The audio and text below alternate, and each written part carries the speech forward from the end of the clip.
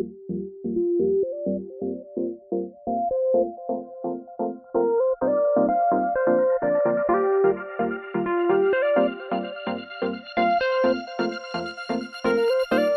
since I'm trying to see as much of the Pacific Northwest as I can, people keep giving me recommendations of places to visit. And it seems like there's one place that gets recommended more than any other, and that is Port Townsend.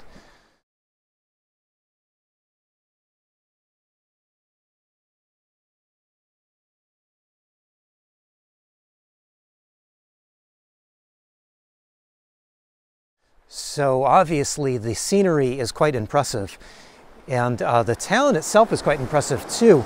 There's lots of old architecture, so as you drive around town there's lots of Victorian style houses.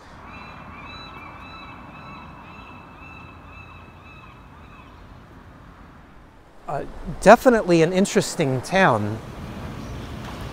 There's no shortage for places to get coffee here in Port Townsend, but with a name like this, why would I choose any other place? And look at that view.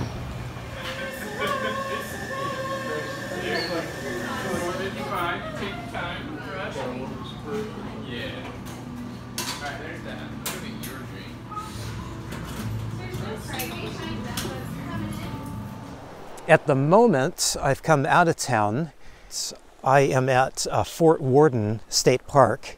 So this little fort sits right on the water, and if you look out, you can actually make out lots of little islands that are out in the distance.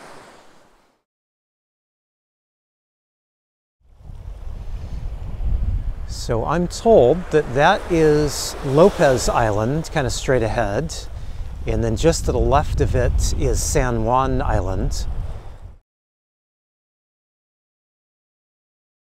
And then way down there, and I know you can't see these very well from our vantage point, but way down there is Vancouver Island.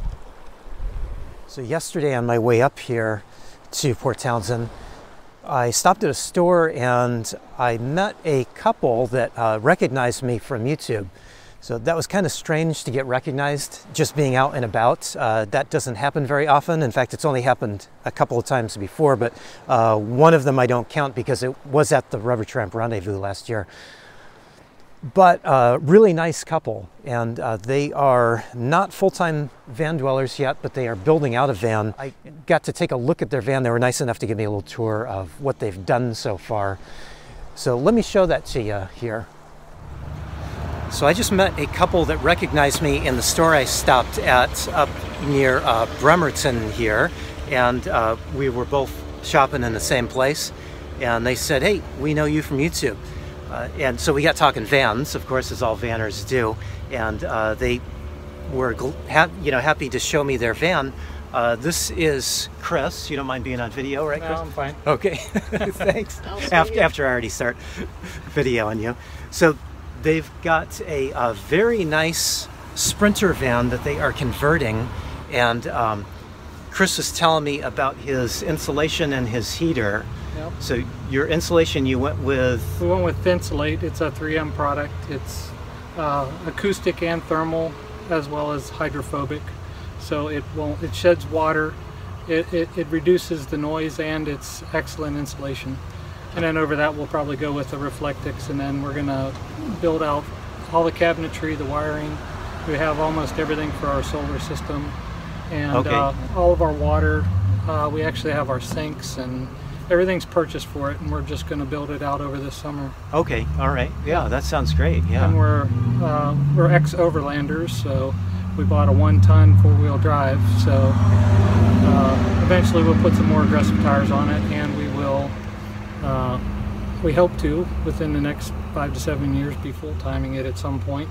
Have to work out all the logistics of that first. Right, there's a little jump, but hey, taking your time, getting it built out right, and making sure you're comfortable. Yeah. Yeah, I think it's the smartest way to go. Well, and we're not online people, so we're trying to work out money-wise and what we would like to do with the rest of our lives. Right, right. Because we both work 50 to 60 hours a week now. Oh, and wow. it's like, it just burns you out. Right, absolutely. But then you have that factor, I'm 50, so how am I going to afford the rest of my life before I get to Social Security? Sure, yeah, you've got a ways to go, yeah. Right. Yeah. But if we go without any bills and have a nest egg, we can, at a minimum, go for a long sabbatical. Sure, okay. Yeah, that sounds smart. Yeah, you're doing this right. And you certainly got a smart choice in a van. I like a lot of your setups. Just what you've told me about the Thinsulate sounds great. Mm-hmm. And you've got a Webasto heater, which you were showing me. You might be able to see the control up top there. And then it just has this little port that comes out of the back of the seat. And the interesting thing here is, I'm going to swing around and show where they have the placement of this. The whole little Webasto heater is mounted right under the passenger seat, which I think is just awesome. Such a great space savings, and right. It was an unused space, so it was perfect to use. Yeah, put it there. Van Specialties out of Tualatin, Oregon, did that installation for us, and our Max Air fans that are we put dual Max Air fans in because we didn't want to go with an air conditioning unit. Okay, yeah, I think that's smart too. Yeah. It is. It's just a waste of. You're not going to have enough power. I'd have to put in a second alternator system, which is about $6,000, or constantly running a generator, which is ridiculous. We're trying to be as off-grid as possible, so we're going to have 400 watts of solar, wow, 470 amp hours of battery, 2,000 watt pure sine wave inverter charger, the whole 9 yards. Okay, yeah, wow. Well, you got a good base because you know from your overlanding experience, you know how to get set up well. I know in theory. I'm learning as I go. Hey, we're all learning as we go, I think. Yeah. Hey, thanks, Chris, for showing me the van. No problem. Great to meet you. Yeah, nice to meet you. We'll see you out there on the trail. All right. Thanks. Well, I was really happy that Chris and Amy had taken the time to stop and say hi and just chatting with me for so long. You know, they're really my kind of people, and so it was kind of nice to just to get to meet them just by chance like that yesterday. This did get me thinking, though, about something that's kind of been on my mind for a little while.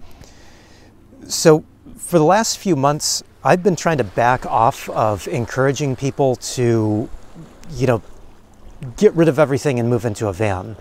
You know, I think those of you that know that you want to live in a van already know it, and those of you that are just kind of on the edge and kind of wondering about it, I've been thinking lately that I don't want to be the person that has pushed you and told you that, yeah, you should live in a van. You know, it's such a personal decision that I've been increasingly uncomfortable about trying to overly encourage people to do what I'm doing. Certainly on the small scale that I'm doing. You know, while I don't have any complaints, it is not for everybody, and so that's just something that's kind of been on my mind lately.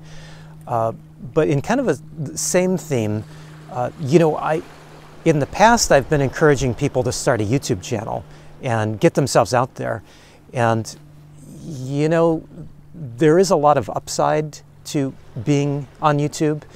You know, getting to meet people that you wouldn't normally meet. You know, I did a couple of interviews down in Portland just recently, and you know, I have two people that I now call friends, but these are people that I basically have nothing in common with, that I would have never met unless we had that van connection. So yeah, it's great that I got a chance to meet them and that I have two new friends now. But on the other hand, there is a little bit of a dark side to having a YouTube channel. You know, being recognized by nice people is a nice feeling, but there's also that feeling that you could be recognized by people that may not be so nice. I guess I'll just put it that way. Now, I do have a question for you, though, and that a friend of mine who you might be familiar with, her name is Atlee.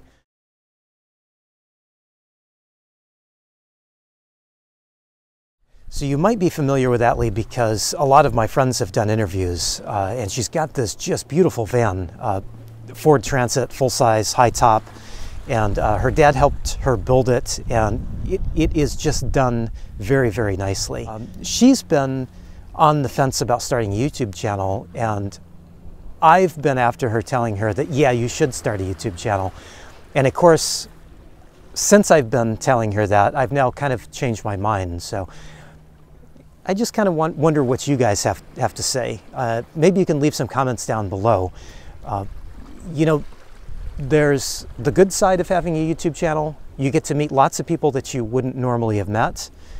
And then there's the downside to YouTube, which, you know, can be a bit of a time waster, and, you know, you can meet some people that you may not want to meet.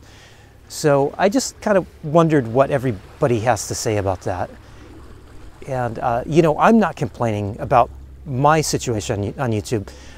You know, for me, YouTube has been mostly positive, and I'm perfectly happy being on YouTube. And, you know, I see a lot of upside with all of these people that I've gotten to meet.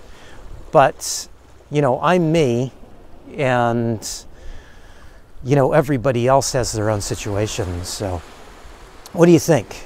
You know, should Atlee start a YouTube channel? Let me know, and I'll let her know what you have to say about it.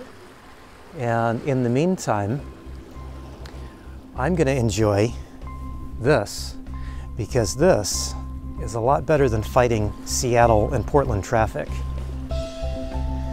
Yeah.